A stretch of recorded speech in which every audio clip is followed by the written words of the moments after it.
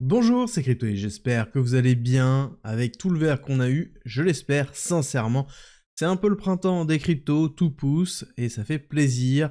Alors qu'il y a à peine quelques mois, on était clairement dans l'hiver des cryptos, certains criaient au bear market, on se faisait insulter dans les commentaires parce qu'on était encore malheureusement bull et on est content d'avoir été resté bull durant toute cette période-là. Oui, avec une bonne gestion de risque, mais bull quand même. Quand on voit cette belle clôture que l'on a ici, au-dessus des 103 000 sur le CME Chicago Mercantile Exchange, je rappelle que c'est le futur des institutionnels, on a clôturé au-dessus des 100 000 en weekly, sur une bougie qui fait une semaine. C'est quelque chose que l'on voulait, qu'on attendait pour bien marquer vraiment une rupture très forte au niveau du schéma. Mais il y a plusieurs choses qui sont en train de changer, que ce soit au niveau de Bitcoin, que ce soit au niveau de la structuration. On voit de plus en plus d'institutionnels qui rentrent, des flux monétaires conséquents, et à contrario, très peu de retail. Je vais vous démontrer tout ça, je vais vous montrer pourquoi ce cycle est peut-être un petit peu différent du reste, et du coup, on est en train de préparer une explosion. Ça ne veut pas dire qu'on va exploser tout de suite, mais en tout cas, clairement, la fusée, elle est en train de chauffer, et tout ça sans que le retail soit là. Sans que tout le monde, le tout venant, soit en train d'exploser en termes de cupidité. Et ça, c'est quelque chose qui est très important, qui se voit sur BTC, qui se voit un petit peu moins sur les altcoins, parce qu'on s'est pris une grosse claque. Et ça, je pense que je la traiterai dans la vidéo de demain, sur les altcoins principalement. Mais il faut comprendre que ça, c'est la vision. C'est ma vision, c'est la vision de quelques analystes, mais c'est pas le cas de tout le monde. Quand on regarde par exemple Capo of Crypto qui s'est fait connaître beaucoup en 2021 avec bonnes analyses, beaucoup moins en 2022, 2023, 2024 parce qu'il pensait que toute l'accélération qu'on a vécue était un bull trap. Bon, pour vous dire qu'il s'est bien trompé quand même. Sauf qu'il a tardé jusqu'à globalement quasiment les 55 000 $ avant de dire que, en effet, ce n'était pas un bull trap. Bref, tout ça pour vous dire qu'il est dans une phase d'accélération. Et dans cette phase d'accélération, on retrouve ici sa volonté à diminuer justement son exposition, à scale out, et justement à ne pas rentrer dans l'exposition, et ici plutôt à rentrer dans une forme de S&P 500 qui chuterait très fortement avec ici la représentation du tweet de Trump disant qu'il vaut mieux acheter des actions parce que ça risque de partir comme une fusée. Bon, la dernière fois qu'il l'avait fait, il a eu clairement raison, alors pas DiCapo, mais plutôt Trump, en effet, la dernière fois qu'il avait fait ce type d'annonce, il avait fait une annonce quelques heures après, disant qu'il y avait une pause de 90 jours sur les taxes douanières. Forcément, c'était ce pump monumental, ce qui nous a donné de l'accélération haussière. Bref, tout ça pour vous dire qu'il va y avoir deux visions qui vont se confronter. Clairement, ceux qui vont être plus dans une vision de hedging et ceux qui vont plus être en mode FOMO. Le but, ce n'est pas d'être dans une équipe ou dans l'autre, c'est d'être surtout entre les deux et avoir une bonne exposition parce qu'on voit par exemple des Ethers qui, ça y est, cassent des résistances très importantes, 2000 et 2200, et qui rattrapent une grosse partie de la sous-performance, enfin, grosse partie, petite partie de la sous-performance par rapport à Bitcoin, mais qui montre un signe quand même très fort. Là où le Nasdaq, lui, quand même, galère beaucoup, et en plein sur une résistance, toujours les 20 000 $, les 618 de retracement de short, bref, on sent que sur l'économie américaine, ça a beaucoup de mal, alors qu'à côté, on a le BTC qui performe, surperforme. Ici, on est sur BTC Nasdaq, le ratio des deux, on voit que BTC est en accélération. Cette grosse bougie verte, si elle se clôture bien sur dimanche soir et qu'on n'a pas de gros rattrapage dimanche, avec un retour de volatilité plutôt à la baisse, à ce moment-là, ça voudrait dire qu'on sera vraiment sur une grosse surperformance de Bitcoin et que peut-être on commencera cette phase d'hyper-accélération ici au niveau de BTC. Bon, tout ça pour vous dire que oui, le Nasdaq est un peu dans les choux, mais quand on regarde Donald Trump, il est en train d'essayer de simplifier, d'alléger le poids qu'a la Chine et les taxes douanières avec la Chine, cette guerre économique. Sur le Nasdaq, ça ne réagit pas, ou très très peu, quand on voit l'impact. Ça nous prouve bien que malheureusement Donald Trump a épuisé son influence sur les marchés. Malgré cette annonce, il ne s'est rien passé, ça n'a pas pumpé sur le Nasdaq. Par contre, ça a été le cas sur BTC. BTC, ça a bien poussé, bien poussé. On va revenir dessus dans quelques instants, mais avant, je vous rappelle que ça y est, j'ai sorti le premier décryptage de wallet. Si ça vous intéresse, vous allez voir que je décortique un wallet qui est très intéressant et qu'il y a certainement plein d'erreurs ou plein de bonnes choses que vous avez déjà effectuées. Vous allez apprendre énormément de choses. C'est en commentaire, en description, c'est dans la communauté privée gratuite. Pour vous inscrire, c'est en commentaire et en description. Bon, on se concentre un peu sur Bitcoin parce qu'il se passe beaucoup de choses. Je vous ai dit en introduction qu'il y avait des institutionnels, pas de retail. Clairement, on voit qu'on est arrivé dans la zone des 103 000. Je vais revenir dessus dans quelques instants. Mais clairement aussi, il n'y a pas de retail. Il n'y a pas d'augmentation de volume, de petites transactions entre 0 et 10 000 $.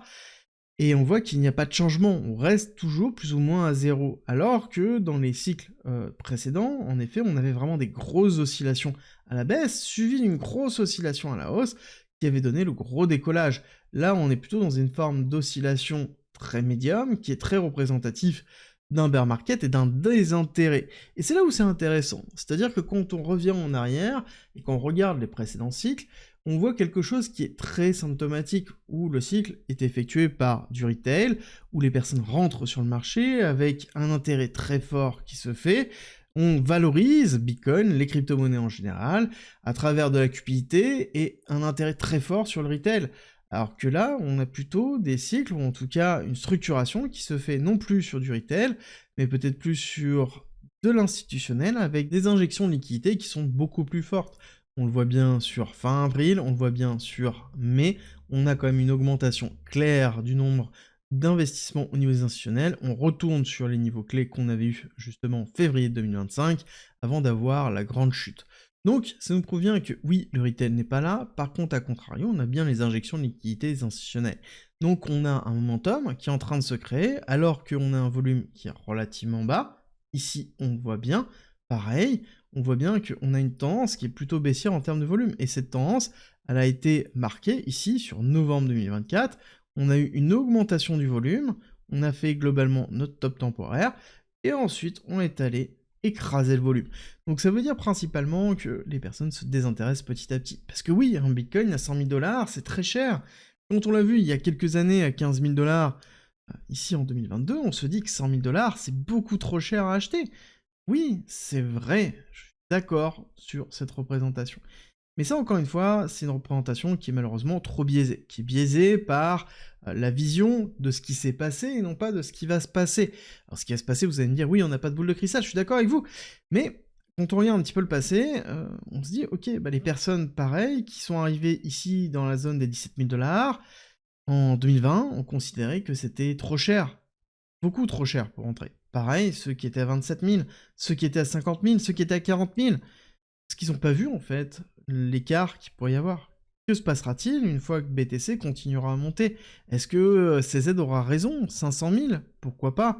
Avec des institutionnels qui continuent à acheter, avec MicroStrategy, Stratégie B qui continuent à acheter du BTC comme si c'était absolument rien en dépensant des milliards de dollars, plus de 550 000 BTC possédés, c'est énorme, des injections de liquidités sur les ETF qui sont très conséquents, encore et toujours, alors oui ça peut fluctuer, mais la réalité c'est que ça achète, alors que le retail, que monsieur et madame tout le monde, ne sont pas là. Et ça se voit aussi au niveau des statistiques que l'on peut voir sur Twitter, que l'on peut voir sur YouTube.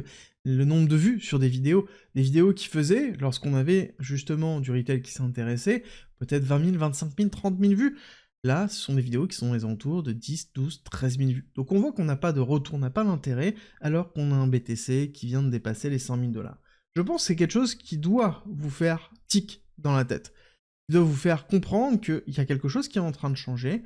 Ça ne veut pas dire que ça va être to the moon continuellement, non, mais ça veut dire que peut-être le cycle géré par les retail, et en tout cas drivé par les retail, ne va pas se passer tel quel, et on risque d'avoir des pics de cupidité qui risquent d'arriver, mais très courts, un petit peu comme on a pu le voir ici, avec une augmentation très rapide de volume, puis ensuite une diminution de volume. Et ça, c'est à prendre en considération pour la suite. Tout ça pour dire aussi qu'on a un changement drastique, et ça c'est très important et c'est très intéressant d'être là ensemble et de le voir sur BTC, et on verra justement demain matin dans la vidéo du dimanche les altcoins. Bon, en attendant, on est dans les 103 000 $, dans la selling zone.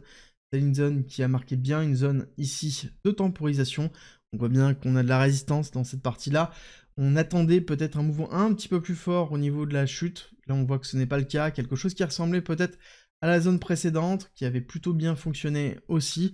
Donc on n'a pas de retournement de marché, en tout cas en l'état. Il va falloir attendre certainement début de semaine prochaine ou dimanche. Je pense qu'on va avoir assez peu de volatilité. Normalement, sur le week-end, si c'est bien un mouvement qui est purement institutionnel, on devrait grinder latéralement.